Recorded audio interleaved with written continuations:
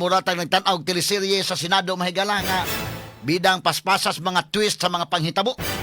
Lunes, pag Martes, Miyerkules, Huwebes karon Manuel na gyud na. Adlaw na gyud Manuel do. Pero adlaw sa di Maning, ang adlaw sa Maningilay.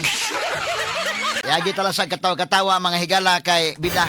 O nagtan-aw ta mga kaigala ang salida ron mura gyud mga kaigalaan ba og kananaang medyo dunay pagka probinsyano kasama nga pag action movie na itong gitan-aw.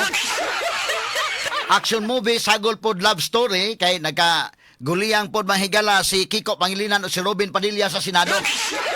Dako-dako siguro matabang si Sharon Cunita mga kaigalaan nga mag-uli sila sa maayong kabubuto. Ato lang agi katawa-katawa mga sukintig paminaw kay porbida na yung mga panghitabo karon mga kaigalaan.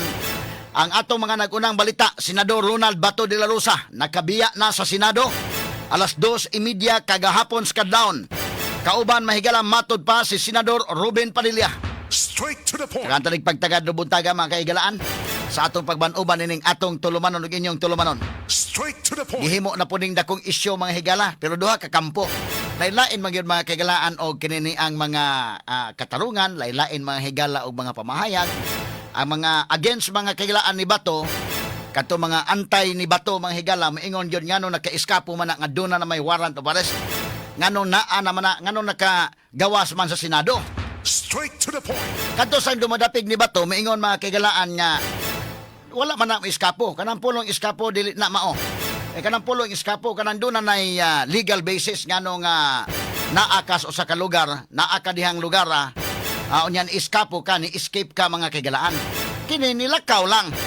Si Bato mahigalan nilakaw, nibiya lang sa Senado. Kay wala man mga higay legal basis. Kay kanang giingon nilang warrant of arrest may galagikan sa ICC. Wa magani makakita mahigalan ni ana ang Senate President. Straight to the point.